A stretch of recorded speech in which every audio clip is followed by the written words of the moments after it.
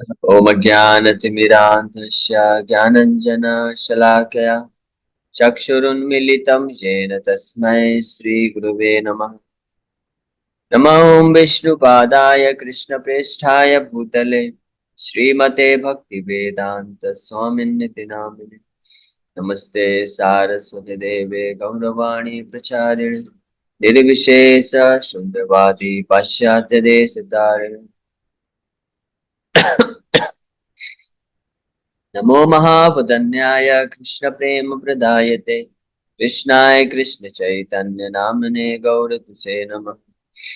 जय श्री कृष्ण चैतन्य प्रभु नित्यानंद श्री अद्वैत गदाधर श्रीवासादि गौर भक्त वृंद। हरे कृष्णा कृष्णा कृष्णा हरे हरे, हरे राम राम राम हरे हरे। हरे कृष्ण। तो आप सभी भक्तों का हार्दिक स्वागत है आज के श्रीमद् भागवतम के डिस्कशन में। तो आज हम लोग चर्चा करेंगे Srimad Bhagavatam first canto second chapter and verse number 15।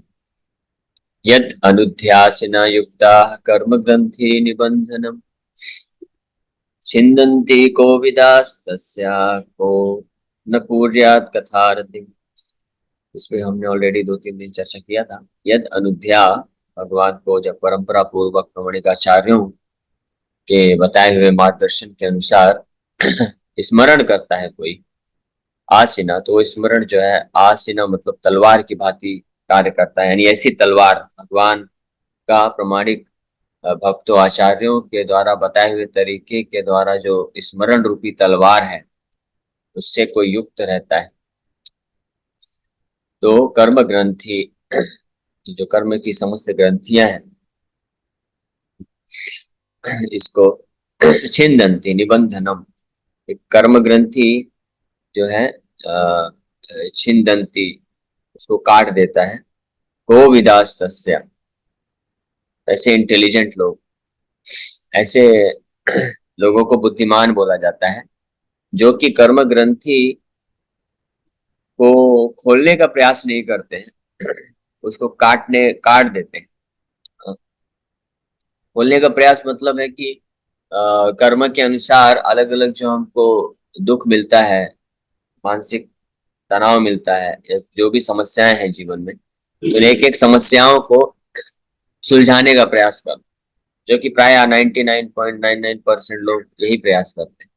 इसको विफल प्रयास बोला जाता है। हालांकि भले लगे जरूर कि हम लोग अपनी समस्याओं का हल निकाल रहे हैं, और केवल साधारण व्यक्ति ही नहीं इस संसार के ज्यादातर लोग, चाहे कोई बहुत महान वैज्ञानिक हो, वो भी यही विफल प्रयास ही करते हैं।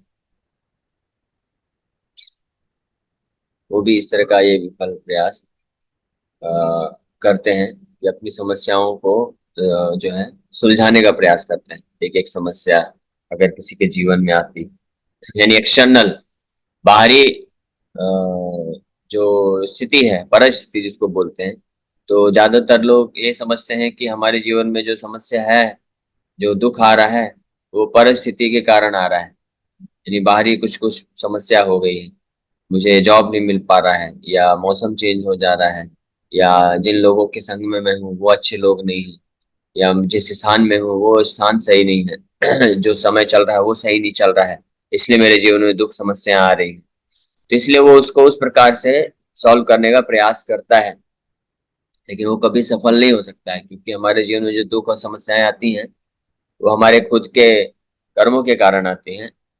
और या अगर बहुत ही विशेष विशेष रूप में कहा जाए, जो बहुत ही गहराई से इस इस संसार के जगत के बारे में जान जाता है, तो वो कर्मों को भी दोष नहीं देता है। अपने मेरे ही कर्म हैं, लेकिन अपने कर्मों को भी नहीं बोलता है। जैसे अवंतीपुर के ब्राह्मण हुए तो अवंतीपुर के ब्राह्मण प्रश्न बाद में लेते हैं, अगर बहुत अर्जेंट है तो फिर ले सकते हैं। ठीक है, अगर बहुत अर्जेंट होगा तो वापस से हाथ उठाइएगा, तो ले लेंगे, नहीं तो बाद में ले लेंगे। तो अवंतीपुर के ब्राह्मण हुए, वो पहले बहुत लालची ब्राह्मण थे का, बहुत पैसा कमाते थे, सब रख लेते थे, कंजूस थे। अपने परिवार वालों को तो छोड़िए, अपना अपने खुद के शरीर के देखभाल के लिए भी पैसा नहीं इस्तेमाल करते। यानी उनके पास लाखों करोड़ों की संपत्ति थी, लेकिन फिर भी फटा धोती कुर्ता पहनते थे। ऐसी स्थिति थी, इतने ज्यादा कंजूस थे। तो फाइनली फिर और कई लोगों से धन लेकर के और वापस नहीं किया था, तो इस प्रकार से अंततः कुछ लोगों ने प्लान बना के उनका पूरा जो है घर जब्त कर लिया। उनका कुछ लोगों ने चोरी करवा दिया सब धन संपत्ति। और जिन लोगों का और लोगों का पैसा नहीं दे पाए तो घर जब्त कर लिया, तो बेघर हो गए। उनके परिवार वाले तो अपने अलग अलग सगे संबंधी के पास चले गए, और ये जो है बेघर हो गए, रास्ते रास्ते में भटक रहे हैं। तो फिर उस समय भगवान की कृपा से उनको एक बहुत ही अद्भुत साक्षात्कार प्राप्त होता है, और वो समझ जाते हैं, इस निष्कर्ष पे आ जाते हैं कि मेरा जितना भी दुख मेरे को मिल रहा है, इसका कोई कारण नहीं है। ना तो ये परिवार वाले हैं, ना तो आस पड़ोस वाले हैं, ना तो ग्रह नक्षत्र मेरे दुख का कारण है। और वो यहाँ तक बोलते हैं, ना तो मेरे दुख का कारण मेरे खुद के कर्म भी नहीं है। फिर कौन है? ये सब तो माध्यम है। हाँ, चाहे ग्रह नक्षत्र हो, आस पड़ोस वाले हो, सगे संबंधी हो, या मेरे कर्म भी, ये सब तो माध्यम है जो दुख को लेकर आते हैं। लेकिन वास्तव में दुख का कारण मन है। मन एवं मनुष्य नाम कारणम बंध मोक्ष। मेरा मन ही है ये दुख का कारण, सबसे बड़ा शत्रु ये मन ही है।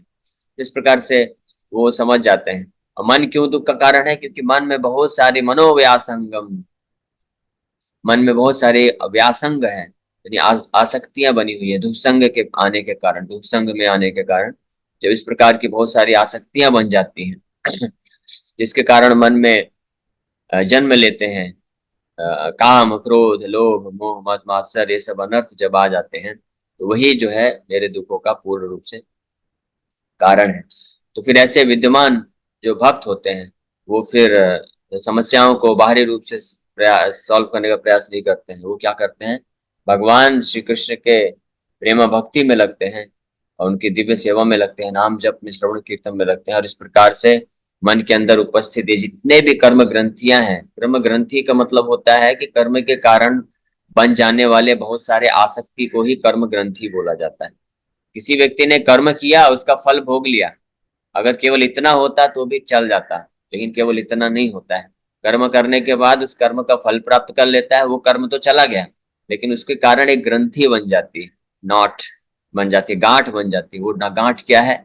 मनोव्यासंगम, मन के वो आसक्तियां हैं, वो अनर्थ हैं जो विकसित हो जाते हैं मन में, जिसके कारण उसको और प्रेरणा मिलती है, प्रवृत्ति होती है कि और वो जो है इस प्रकार के पाप कर्म करे या पुण्य कर्म भी करे, दोनों एक ही चीज है, कोई खास अंतर नहीं है। आसक्ति बनने से कुछ लोग जो पुण्यात्मा होते हैं वो पुण्य कर्म करते हैं, और जो पापात्मा होते हैं वो पाप कर्म करते हैं।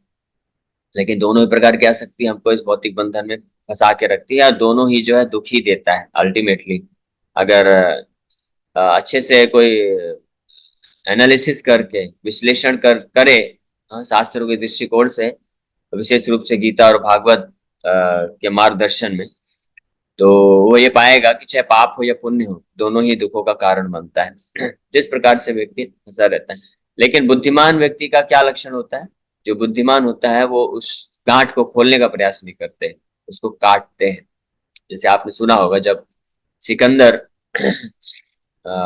यूरोप में, शायद यूरोप में ये घोषणा हुई थी कि कौन व्यक्ति पूरे विश्व को जीत सकता है, तो ये भविष्यवाणी हुई थी कि जो भी वहां पे एक बहुत मोटी रस्सी, कई गांठ लगाया रखा गया था, तो बोला जो भी इस गांठ को खोल लेगा वो पूरे विश्व का विजेता होगा। तो बड़े बड़े पराक्रमी लोग आए, प्रयास किए उस गांठ को खोलने का, अपना बल का प्रदर्शन करके, लेकिन कोई खोल नहीं पाया। लेकिन जैसे सिकंदर आता है, वो तलवार निकालता है और उस गांठ को काट देता है। वहीं से भविष्यवाणी हो जाती है कि यही जो है पूरे विश्व को जीतेगा आगे चल के।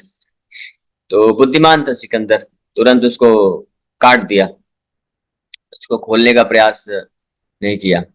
तो इसी प्रकार से असली बुद्धिमान व्यक्ति कौन है? असली बुद्धिमान व्यक्ति है भक्त लोग। क्योंकि वो क्या करते हैं? वो भगवान के भक्ति योग यद अनुध्यासिना युक्ता, भगवान के स्मरण रूपी तलवार का इस्तेमाल करके वो सारे इस प्रकार के कर्म ग्रंथियों का ही वो नष्ट कर देते हैं, काट देते हैं। तो सवाल ही नहीं उठता कि फिर किसी प्रकार का वो दुख में फंसे। ऐसे लोगों को कोविदास बोला गया है, यानी बुद्धिमान। तस्य को नु कुर्यात् कथा रतिम। और इसीलिए ऐसे जो बुद्धिमान यानी जो असली रूप में जो बुद्धिमान है, वो क्यों भगवान की कथा, ऐसी कथा, ऐसे कथा में रुचि नहीं दिखाएंगे जिस कथा के द्वारा उनको अनुध्यासिना युक्ता, जिस कथा के द्वारा भगवान का स्मरण रूपी तलवार बन जाएगा।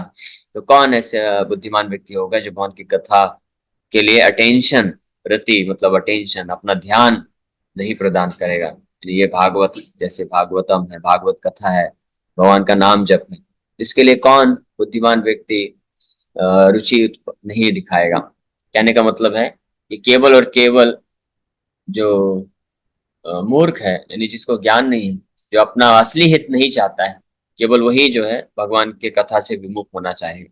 ये आगे ये चीज सुखदेव गोस्वामी भी और परीक्षित महाराज भी आगे कई बार बोलेंगे। बिना पशुघ्नाथ, है ना, कि कौन भगवान की कथा में रुचि नहीं दिखाता है, जो अपना असली हित नहीं चाहता है, जो अपने असली हित के बारे में नहीं जानता है, केवल वही भगवान की कथा में रुचि नहीं दिखाएगा। लेकिन जो बुद्धिमान है वो निश्चित रूप में ये जानता है कि भगवान के स्मरण रूपी तलवार से ही हम अपने समस्त कर्म ग्रंथियों को यानी आसक्तियों को नष्ट कर सकते हैं, काट सकते हैं, और इस प्रकार से अपने आप को समस्त मनोव्यासंगम, मन की आसक्तियों से मुक्त करके भगवान के धाम को प्राप्त कर सकते हैं। इस तरह से बुद्धिमान व्यक्ति के ये लक्षण बताए गए। The contact of a spiritual spark with material elements creates a knot which must be cut if one wants to be liberated from the actions and reactions of creative world. Liberation means freedom from the cycle of reactionary work. This liberation automatically follows for one who constantly remembers the transcendental pastimes of the personality of Godhead. This is because all the activities of the Supreme Lord, His Leela, are transcendental to the modes of material energy. They are all attractive spiritual activities, and therefore constant association with the spiritual activities of the Supreme Lord gradually spiritualizes the conditioned soul and ultimately severs the knot of material bondage. यहाँ प्रभुपाद जी बहुत वैज्ञानिक तरीके से बता रहे हैं कि क्यों भगवान के लीला, भगवान के नाम स्मरण के द्वारा व्यक्ति इस भौतिक बंधन से मुक्त हो जाता है। भौतिक बंधन से मुक्त होने का मतलब है कि इसके कर्म, एक्शन एंड रिएक्शन, यानी कर्म और कर्म फल के बंधन से मुक्ति प्राप्त कर लेना, इसको बोलते हैं भौतिक बंधन से मुक्ति प्राप्त करना। और ये स्वतः हो जाता है ये कार्य जब कोई भगवान के बारे में सुनता है, भगवान के नाम का स्मरण करता है, जब करता है, भगवान की लीला स्मरण करता है, सुनता है, तो अपने आप हो जाता है। क्यों? क्योंकि भगवान के नाम और गुण लीलाएं जो है वो पूर्ण रूप से भौतिक प्रकृति के परे हैं, आध्यात्मिक स्थिति में रहते हैं। इसलिए उनके कांस्टेंट यानी निरंतर स्मरण से वो भक्त भी जो है इस भौतिक प्रकृति के परे चला जाता है। उसका चेतना, उसका बुद्धि और यहाँ तक कि उसका शरीर भी जो है आध्यात्मिक स्थिति में हो जाता है। और इसलिए पूर्ण रूप से आध्यात्मिक होने पर वो जो है निश्चित रूप में भगवान के धाम में पहुंच जाता है। इसी इसी भौतिक जगत में रहते हुए भी, भले ही उसका भौतिक जगत में शरीर है और साधारण तरीके से खाना पीना, सोना उठना बैठना करता है, लेकिन वास्तव में वो रहता वैकुंठ जगत में ही।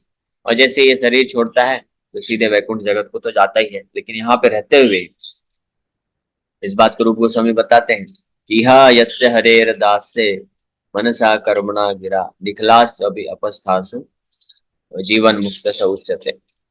इस संसार में यह मतलब इस संसार में रहते हुए भी अगर कोई भक्त पूर्ण रूप से जिसका मनसा कर्मणा गिरा, मनसा मतलब मन से, कर्मणा मतलब कार्यों से, गिरा मतलब वचनों से पूरी तरह से भगवान की सेवा में है, भगवान के स्मरण में है, तो वो जीवन मुक्त स उच्यते, इस संसार में भी जीवित रहते हुए भी मुक्त उसको मानना चाहिए, मुक्त हो जाता है वो, यानी वैकुंठ जगत में रहता है वास्तव में वो। क्यों? क्योंकि भगवान के इस तरह से जो दिव्य नाम रूप लीलाएं हैं वो आध्यात्मिक है, तीनों गुणों से परे हैं।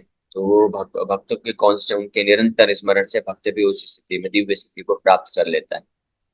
जैसे लोहा होता है, अगर उसको तीव्र अग्नि के अंदर डाला जाए तो निरंतर अग्नि के संपर्क में रहने से लोहा लोहा नहीं रह जाता है। पहले वो गर्म हो जाता है, फिर और ज्यादा गर्म होता है, और फिर धीरे धीरे लाल होने लग जाता है, और इतना लाल हो जाता है, रेड हॉट हो जाता है पूरा। फिर वो लोहा लोहा नहीं रह जाता है, वो लोहा क्या बन जाता है, अग्नि बन जाता है। यानी जो कार्य अग्नि करती है वो लोहा इस प्रकार से रेड हॉट, जो आयरन, वो भी वही कार्य करता है। यानी किसी भी पदार्थ से उसको टच कराएंगे तो वो भी उसको जला के भस्म कर देगा। उसी प्रकार से जिस व्यक्ति का चेतना पूरी पूरी तरह से भगवान के नाम रूप पूर्ण लीला के स्मरण में निरंतर लगा रहता है, तो उसकी भी चेतना धीरे धीरे पूर्ण रूप से शुद्ध होती है पहले, और शुद्ध होने के पश्चात उसकी चेतना त्रिगुणातीत हो जाती है, यानी तीनों गुणों के परे, सतोगुण रजोगुण तमोगुण के परे जाके दिव्य आध्यात्मिक स्थिति में प्रवेश करता है वो। लेकिन ये एक ग्रेजुअल प्रोसेस है, अचानक से ऐसा नहीं है। जिस प्रकार से अग्नि में कॉन्स्टेंटली लोहे को रख रहना पड़ेगा, ऐसा नहीं है कि 1 घंटे लोहा अग्नि में रहा फिर उसके बाद बाहर निकल गया तब भी अग्नि बना रहेगा। उसको कॉन्स्टेंटली अग्नि में रहना पड़ेगा, तो कॉन्स्टेंटली लगातार निरंतर अग्नि में रहने से वो अग्नि के तरह ही कार्य करेंगे। उसी प्रकार से जो व्यक्ति कॉन्स्टेंटली निरंतर, अनुध्यासीना का मतलब यही है, और पिछले श्लोक में भी इस तस्माद एकेन न मनसा, है ना, कीर्तितव्य श्रोतव्य कीर्तितव्य पूज्यस्य ध्येय पूज्यस्य नित्यदा, नित्यदा मतलब हमेशा। ये करने से व्यक्ति का चेतना होगा, क्योंकि भौतिक प्रकृति तीन गुण इतने प्रभावशाली हैं, इतने पावरफुल है, शक्तिशाली है, कि देवता भी इसमें फंसे हुए हैं। तो साधारण मनुष्य का तो बात क्या कहना। तो इससे निकल पाना कठिन ही नहीं है, असंभव है, कोई निकल ही नहीं सकता है जब तक कोई व्यक्ति अपनी पूरी चेतना को भगवान के स्मरण में नहीं लगा देता है। तो इसलिए ये साधना भक्ति एक वो प्रयास है, अभ्यास है। हम लोग अभ्यास कर रहे हैं, प्रैक्टिस कर रहे हैं। जितना हम धीरे धीरे अपने चेतना को भगवान के नाम के स्मरण में लगाते हैं, उतना हम अपनी आप को आध्यात्मिक स्थिति में लेके जाते हैं। और आध्यात्मिक स्थिति में लेकर जाने पर ही व्यक्ति जो है समस्त प्रकार की आसक्ति से मुक्त हो सकता है और अपने समस्त कर्म ग्रंथियों को नष्ट कर पाएगा। जिस प्रकार से उसका भौतिक बंधन जो है, तो उस भौतिक बंधन से मुक्त हो सकता है। Liberation from material bondage is therefore a byproduct of devotional service. Attainment of spiritual knowledge is not sufficient to ensure liberation. Such knowledge must be overcoated with devotional service so that ultimately the devotional service alone predominates. Then liberation is made possible. Even the reactionary work of the fruitive workers can lead one to liberation when it is overcoated with devotional service. Karma overcoated with devotional service is called karma yoga. Similarly, empirical knowledge overcoated with devotional service is called jnana yoga. But pure bhakti yoga is independent of such karma and jnana because it alone can not only endow one with liberation from conditional life but also award one the transcendental loving service of the Lord. तो ये जो मुक्ति है इस प्रकार से कर्म ग्रंथि से, ये भक्ति का बाई प्रोडक्ट है। भगवान के स्मरण श्रवण कीर्तन रूपी जो भक्ति है, इसका मुख्य प्रोडक्ट नहीं है, ये बाई प्रोडक्ट बताया गया है। असली जो फल है वो तो है भगवान के प्रति शुद्ध प्रेम को विकसित करना, शुद्ध भक्ति विकसित करना, वो असली फल है। लेकिन उस प्रोसेस में मुक्ति स्वतः ऑटोमेटिकली उसको मिल जाती है। बाकी जो प्रोसेसेस है, कर्म करना या ज्ञान का प्रोसेस है, ज्ञान, ध्यान, तपस्या, संन्यास और अलग अलग कर्म कांड यानी यज्ञ, ये सब करना, ये जो कर्म है, इसके द्वारा कोई व्यक्ति वास्तव में पूर्ण मुक्ति को प्राप्त नहीं कर सकता है। अगर किसी को भी मुक्ति चाहिए तो चाहे वो कर्म करे या ज्ञान का पालन करे, उसको भक्ति का मिश्रण करना ही पड़ेगा, यानी भक्ति, भगवान के प्रति भक्ति रखना ही पड़ेगा। उसी को बोलते हैं कर्म योगा या ज्ञान योगा। कोई भी वैदिक शास्त्रों का जो कर्म कांड है, कर्म है, वो कर्म योगा तब बनता है जब उसमें भक्ति को डाला जाता है, भक्ति के द्वारा किया जाता है उसको, तो कर्म योग बनता है। और ऐसा वैदिक अध्ययन, तपस्या जो भक्ति के द्वारा किया जाता है उसको ज्ञान योगा बोला जाता है। लेकिन जो प्योर भक्ति होती है उसमें कर्म और ज्ञान का मिश्रण नहीं होता है, कर्म ज्ञान अनावृतम होता है, और वो शुद्ध रूप से भगवान को प्रसन्न करने के हेतु भगवान के नाम का स्मरण कीर्तन जो प्रोसेस है उसको शुद्ध भक्ति योग बोलते हैं। कर्म और ज्ञान में जो है व्यक्ति के अंदर लालसा रहती है, कुछ न कुछ इच्छा रहती है, जो कुछ फल प्राप्त करना चाहता है, इसलिए कर्म या ज्ञान। अगर वैदिक कर्म कांड कार्य को करके कुछ फल प्राप्त करना चाहता है तो उसको कर्म योग बोला जाता है। लेकिन भक्ति भी है साथ में, यानी भगवान के प्रति श्रद्धा भी है, नाम जप भी करता है और कुछ भगवान को अर्पण भी करता है फल, वो कर्म योग कहलाता है। इसलिए कर्म योग भी वास्तव में भक्ति योग ही समझना चाहिए। प्रभुपाद जी गीता का जो कर्म योग अध्याय है उसको उसमें स्पष्ट रूप से लिखते हैं कि कर्म योग भी वास्तव में भक्ति योग है। कर्म योग और कर्म कांड में जमीन आसमान का अंतर है। कर्म कांड में व्यक्ति भगवान के प्रति समर्पित नहीं होता है, वो केवल जो है कर्म का फल भोगने के लिए एक विधि का पालन कर रहा है, बस दैट्स ऑल। तो कई बार तो ऐसे कर्मकांडी जो होते हैं वास्तव में वो नास्तिक भी होते हैं, उनको भगवान पे विश्वास भी नहीं होता है। क्योंकि ये लोग कई बार ये भी सोचते हैं कि अगर आप कर्म कांड करके कर्म करोगे, हाँ, तो आपको फल मिलेगा ही मिलेगा, और नहीं करोगे तो नहीं मिलेगा, उसमें भगवान का कोई लेना देना नहीं। हाँ, भगवान कुछ नहीं कर सकते हैं, भगवान भी बाध्य हैं कि अगर आप कर्म करोगे तभी आपको फल देंगे भगवान, अगर हैं भी तो। कर्म कर यानी कर्म को ही श्रेष्ठ मान लेते हैं भगवान से, यानी उनके लिए कर्म ही भगवान हो जाता है, और ऐसे लोग कर्म ही पूजा करके बोला करते हैं। तो इसमें और कर्म योग में जमीन आसमान का अंतर है। कर्म योग का मतलब होता है जिसको भगवान पे श्रद्धा होती है, भगवान का भक्ति करता है, और लेकिन उसका कर्म के प्रति आसक्ति है और वो कुछ फल प्राप्त करना चाहते हैं, भौतिक संसार में भौतिक सुख भी प्राप्त करना चाहता है। इस तरह से वो कर्म करता है और अपने कर्म फल का कुछ भाग अर्पण करता है भगवान को, तो उसको कर्मयोग कहते हैं। वास्तव में ये भी भक्ति योग है, भक्ति योग की ये प्रारंभिक अवस्था बोली जाती है।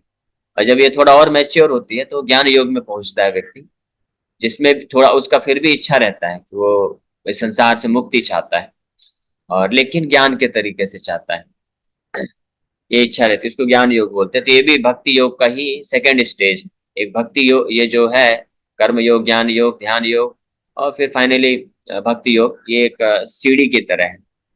भक्ति योग रूपी सीढ़ी है जिसमें पहले स्टेप पे कर्म योग है, फिर दूसरे में ज्ञान योग है, फिर तीसरे में ध्यान योग है, फिर अल्टीमेटली शुद्ध भक्ति योग। तो ये है भक्ति योग के ही अलग अलग डिफरेंट डिफरेंट पार्ट है, लेकिन कर्म कांड ज्ञान कांड ये अलग है।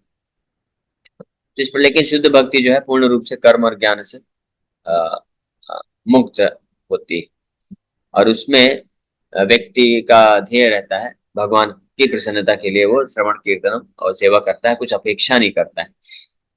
और ये करने से बिना अपेक्षा के वो मुक्ति भी नहीं चाहता है, लेकिन मुक्ति स्वतः बाय प्रोडक्ट के रूप में उसको मिल जाती है। Therefore, any sensible man who is above the average man with a poor fund of knowledge must constantly remember the personality of Godhead by hearing about him, by glorifying him, by remembering him, and by worshipping him always without cessation. इसलिए निष्कर्ष यहाँ पे प्रभुपाद जी बता रहे हैं स्पष्ट रूप में कि कोई भी सेंसिबल, जिसके पास सेंस है, जो नॉन सेंस नहीं है, जो सेंस है जिसके पास, यानी थोड़ा भी बुद्धि है जिसके पास, जो एवरेज मैन है, साधारण जनता, जिनके पास पुअर फंड ऑफ नॉलेज, यानी जिनके पास ज्यादा बुद्धि नहीं है, जो केवल खाना पीना सोना यही जानते हैं संसार में करना, और यही खाना पीना सोने के लिए ही वो धार्मिक कार्य भी करेंगे, और जरूरत पड़ेगी तो जो है अलग अलग पाप कर्म भी करेंगे। हाँ, लेकिन जिसके जो इन साधारण जन से थोड़ा सा ऊपर है, थोड़ा बुद्धि विकसित है, जैसे आप सब लोग हैं, आपके पास भगवान की कृपा से सुबुद्धि है, अच्छी बुद्धि है, तो ऐसा व्यक्ति क्या करता है, उसको क्या करना चाहिए, उसके लिए सलाह दिया जा रहा है कि उसको हमेशा सदैव निरंतर भगवान के बारे में श्रवण कीर्तन जप और उनका पूजा करना चाहिए विदाउट सेसेशन, मतलब हमेशा प्रयास करना चाहिए, इस स्तर पे आना चाहिए। That is the perfect way of devotional service. The Goswamis of Vrindavan, who were authorized by Sri Chaitanya Mahaprabhu to preach the cult, Bhakti cult, rigidly followed this rule and made immense literatures of transcendental science for our benefit. They have chalked out ways for all classes of men in terms of the different castes and orders of life in pursuance of the teachings of Srimad Bhagavatam and similar other authoritative scriptures. और इसके perfect उदाहरण है षड गोस्वामी वृंदावन के, जो श्री चैतन्य महाप्रभु के द्वारा authorise और उनके बहुत ही निकटतम पार्षद हैं। तो उन्होंने यही तरीका हमको बताया है कि किस प्रकार से स्ट्रिक्टली भगवान का 24 घंटे जो है श्रवण कीर्तन स्मरण करना चाहिए और भगवान के बारे में प्रचार कार्य में लगना चाहिए। इस प्रकार से हम जो है अपना भी हित कर सकते हैं पूर्ण रूप से और सभी का हित कर सकते हैं। Hare Krishna. So thank you very much. इसी के साथ हम लोग यहाँ पे विराम करते हैं। हरे कृष्णा प्रभु जी। वो आज कर्म हरे के बारे कृष्ण। में बात हो रही थी, बस यही पूछना था कि जैसे कुछ कर्मों का तुरंत रिजल्ट हो जाता है, जैसे कुछ गलत काम करते हैं, चोट लग गई कुछ है, तो ये वाला प्रारब्ध से कनेक्टेड है या नहीं? हरे कृष्ण। है, ये भी प्रारब्ध से कनेक्टेड है।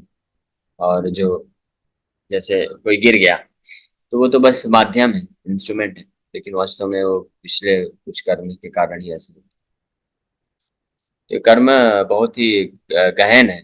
कर्मणा गहनो गति। गति मतलब इसके जो फल है, मूवमेंट है, ये बहुत गहन है। एक एक जो आपको फल मिलता है उसके पीछे कई सारे एक्शंस इन्वॉल्व होते हैं। तो एग्जैक्टली ये बता पाना मुश्किल है कि किस कर्म के कारण हमको ये फल मिला है, क्योंकि बहुत कॉम्प्लेक्स है, ये जटिल है। क्योंकि हमको जो फल मिलता है वो इस जीवन के भी कुछ एक्शंस इसमें इन्वॉल्व होते हैं। तो हो सकता है कि इस जीवन का एक्शन 5%, 10% उसका कॉम्बिनेशन और 95% पिछले कर्म का है। जैसे कोई विद्यार्थी वो एग्जाम में फेल हो जाता है, तो क्या ऐसा नहीं बोल सकते कि केवल पूर्व जन्म के कर्म के कारण वो फेल हो गया। पूर्व जन्म के कर्म के कारण तो है फेल हो गया, लेकिन पूर्ण रूप से ऐसा भी नहीं है। अभी कितना एग्जैक्ट है ये नहीं बताया जा सकता, लेकिन एग्जाम्पल के लिए समझ लीजिए कि 70% पिछले कर्म उसके खराब थे इसलिए फेल होना लिखा हुआ था, लेकिन 30% था अभी के जीवन में भी, तो अभी भी उसने मेहनत नहीं किया अच्छे से। अगर ये 30% थोड़ा अच्छे से कर लेता तो हो सकता है वो फेल ना होता है, पासिंग मार्क्स तक पहुंच भी सकता। तो इसलिए बहुत जटिल है, ये बहुत कॉम्प्लेक्स है, कोई समझ नहीं सकता है। इसलिए बेस्ट तरीका है कि हम इसको समझने का विफल प्रयास ना करें, इसको सुलझाने का, बल्कि हम भगवान को सरेंडर करके समर्पण के भाव से श्रवण कीर्तन अच्छे से करें। और हमारा जो भी कर्तव्य है, हम जिस भी आश्रम या स्थिति में है, कर्तव्य के रूप में जो भी हमको कर्तव्य मिला उस कर्तव्य का हम ईमानदारी से पालन करें। तो भगवान की कृपा से फिर जो भी फल आता है उसको स्वीकार कर लें। जैसे कोई विद्यार्थी है, भगवान का अच्छे से स्मरण करे शुद्ध भाव से, और अपना पढ़ने का जो कार्य है वो अच्छे से करे, और फिर फल जो है वो भगवान के ऊपर निर्भर रहना चाहिए। इसी को बोलते हैं कर्मण्येवाधिकारस्ते मा फलेषु कदाचन, कि कर्म के ऊपर ही हमारा अधिकार है। अभी जो है प्रेजेंट टाइम पे हमारा जो कर्म है, पिछले कर्म का भी गया हिसाब किताब, वो हम कुछ कर नहीं सकते। अब उसका कितना परसेंट है इन्वॉल्व होके अभी फल मिलेगा और कितना मुझे करना है, इसके ऊपर हम ज्यादा विचार नहीं करना चाहिए। ये भगवान के ऊपर छोड़ देना चाहिए। भगवान चाहे तो हेर फेर कर भी सकते हैं, तो भगवान सुप्रीमली इंडिपेंडेंट। ओके, ठीक है। हरे कृष्ण।